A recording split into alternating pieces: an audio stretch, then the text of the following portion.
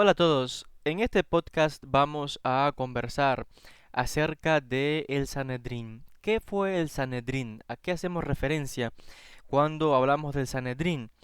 Y aquí estamos ya entrando en un poco de historia relacionada otra vez con el pueblo judío. Estamos hablando aquí de temas también que tienen un carácter histórico religioso porque primeramente hay que despejar algunas dudas que algunas personas puedan tener, algunas ideas erróneas en cuanto al Sanedrín. Normalmente, primeramente es cierto de que el Sanedrín se trata de una corte judicial que atiende asuntos relacionados con las leyes judías o que lo atendía cuando funcionaba en la antigüedad.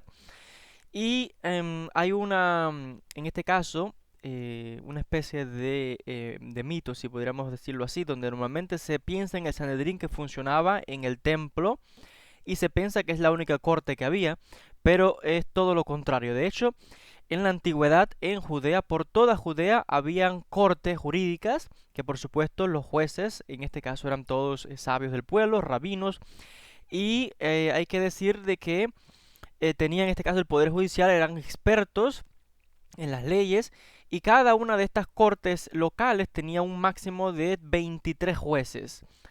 Y eran los encargados de juzgar diferentes casos en la aplicación de la Torá, en la aplicación de la ley judía. Y estaba lo que se conoce como el Gran Sanedrín. El Gran Sanedrín sí tenía como sede el templo en Jerusalén. Había un recinto dentro del templo que era donde se reunían estos miembros que eran 71 miembros. 70 más uno, que ese era el Cohen Gadol, o sea, el sumo sacerdote. Porque el asunto es que cuando se debatía un caso no podía haber en este caso eh, un resultado para decidir si había en este caso la mayoría, por un lado, que apoyaba un asunto y por otro lado tenemos el mismo número de jueces para desempatar, en este caso, para dar un veredicto final, estaba el Cohen Gadol que era el 71, o sea, más uno, para poder en este caso decidir sentencias, etcétera.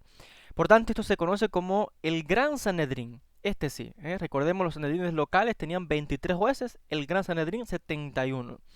Y hay que también apuntar que, por supuesto, juzgaban diferentes tipos de casos. Se nos dice de que, por ejemplo, este gran Sanedrín que funcionaba en Jerusalén se reunían todos los días, desde por la mañana hasta a mediado, ya después casi llegando a la mitad de la tarde. Y tenían, ya mencioné, juzgaban casos civiles, casos criminales también. Y hay que mencionar de que en casos, por ejemplo, relacionados con la pena capital, o sea, pena de muerte, los jueces siempre buscaban la manera de no aplicar la pena de muerte. Y de hecho, son escasos realmente la historia de los casos donde tenemos de personas que fueron ejecutadas por el Sanedrín, porque siempre se buscaba liberar a la persona o no condenarla. De hecho, cuando había un caso tal, de tal extremo, el Sanedrín, en este caso el Gran Sanedrín, nombraba a ciertos jueces, o sea, rabinos, ciertos jueces que se encargaban de buscar evidencia para, en este caso, ver si la persona era el culpable y o encargaban a otros jueces, otros rabinos, que eran encargados de buscar evidencia para defender a la persona. Es la idea de lo que más tarde en tiempos modernos tenemos como los abogados y los jueces, pero con una diferencia, por supuesto, porque se juzgaban las leyes de manera distinta en la antigüedad. Y por tanto, luego de que estos jueces o rabinos, los que buscaban evidencia para incriminar, los que buscaban evidencia para mostrar la inocencia de la persona, se reunían todos frente a al gran Sanedrín y exponían los resultados y entonces se decidía el caso.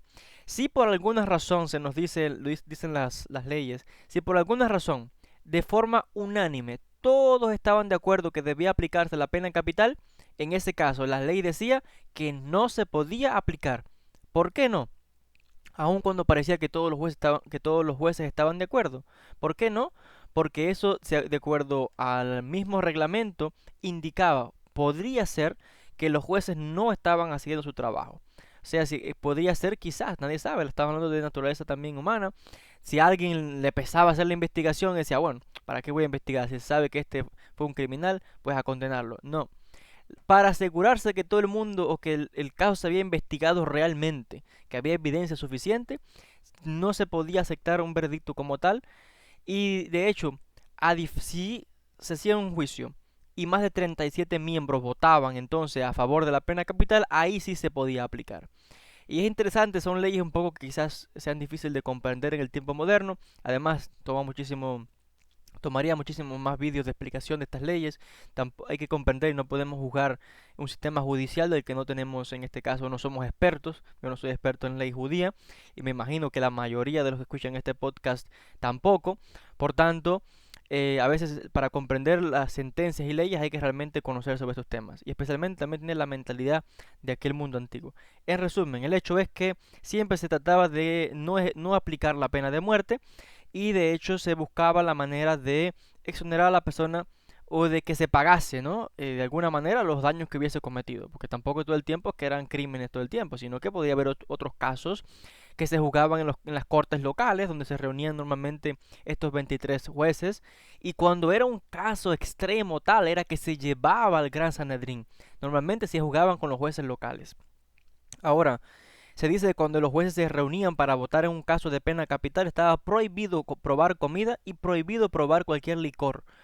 Y se dice que los votos comenzaban desde los jueces más jóvenes, que habían sido recientemente nombrados para estos cargos, y al final votaban los jueces que ya eran ya más maduros, colegas ya maduros de mayor envergadura. ¿Por qué? Porque esta era una manera para evitar que los jueces jóvenes no se sintieran intimidados por los votos de los que ya tenían más edad. O sea, si veían por supuesto que alguien de tan gran reputación votó a favor, por ejemplo, de la pena capital o algo así, y el joven tenía otra idea, para evitar que se sintiera así, pues mejor que votase el joven, que diera su opinión y no sintiera la presión de alguien por encima de él, y luego votarían entonces las personas más maduras en este caso. También hay diferentes textos que muestran acerca de las cualificaciones que tendrían que tener aquellos jueces que estuvieran teniendo funciones en el Gran Sanedrín y en los diferentes sanedrines locales.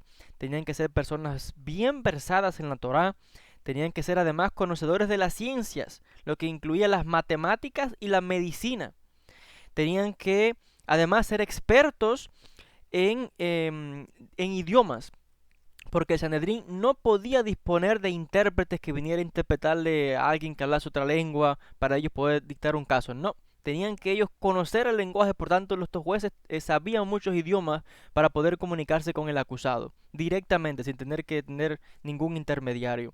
Aunque también, por ejemplo, sabemos que en la Torá se prohíbe la brujería o temas relacionados. Los jueces del Sanedrín también tenían que tener conocimiento de estas ceremonias para que estuviesen calificados para juzgar los casos que envolviesen asuntos relacionados con brujería o estas prácticas.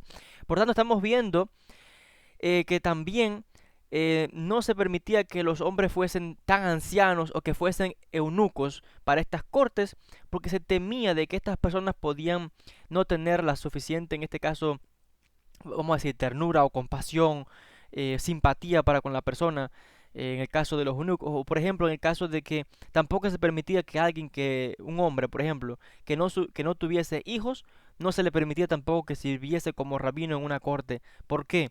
Porque se enseña de hecho, que la experiencia de criar hijos hace que una persona tenga más simpatía y humildad a la hora de tratar con otras personas. Y por tanto es algo que se aplicaba, una serie de reglas.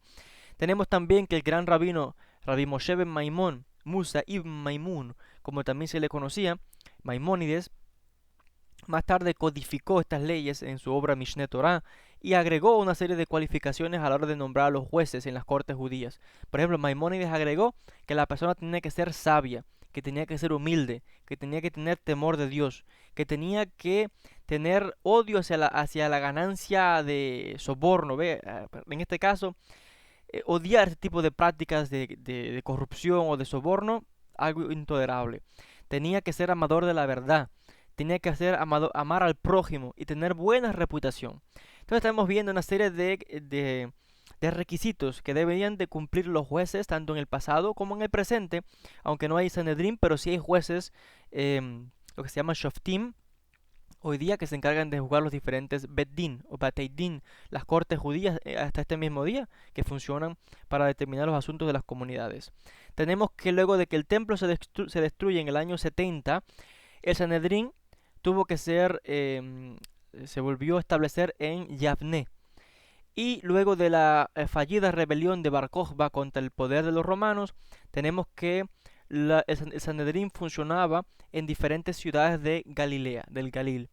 Y parece ser que el Sanedrín finalmente fue disuelto por tanta persecución de los romanos hacia el año 425 de nuestra era. O sea que estamos aquí hablando y resumiendo de forma un poquito rápida, ¿no? Un poco de las funciones de los jueces. Hay que decir que cuando el Estado de Israel se funda en el año 1948, el primer ministro de religión en Israel, el rabino Yehuda Leib Maimón, eh, trató de que se volviese a establecer el Sanedrín en tiempos modernos para lidiar con los problemas de la vida cotidiana de los judíos. Tenemos que la mayoría de los líderes judíos de las comunidades a nivel mundial rechazaron esta propuesta por diferentes motivos, entre ellos porque no se podían comparar ellos mismos con la estatura de los rabinos de la época del Talmud, de la época del pasado, que eran grandes maestros. Por tanto, el hecho es que no se ha aceptado hasta este mismo día, aunque de hecho hay algunos que han intentado en diferentes momentos, y se dice que crearon una especie de Sanedrín o incluso hoy día, etcétera, pero nadie acepta como tal cosa, ni se ha aceptado el establecimiento de Sanedrín, porque otra vez por el rigor que en este caso conlleva, ¿no? Establecer una corte como esta, y tampoco en este caso los rabinos tienen una autoridad tan grande como la tuvo el Sanedrín en el pasado. Hasta aquí con este podcast donde hemos hablado, ya mencioné, acerca de el Sanedrín, resumiendo brevemente de que habían otra vez cortes locales y el gran Sanedrín que funcionaba en Jerusalén. Hablamos de los jueces que debían, en este caso tenía estas funciones, los requisitos, y de cómo finalmente por tanta persecución de los romanos y matanza de rabinos, etcétera, finalmente fue disuelto en el año 425. Hasta aquí el podcast, gracias a todos por la atención y hasta un próximo podcast.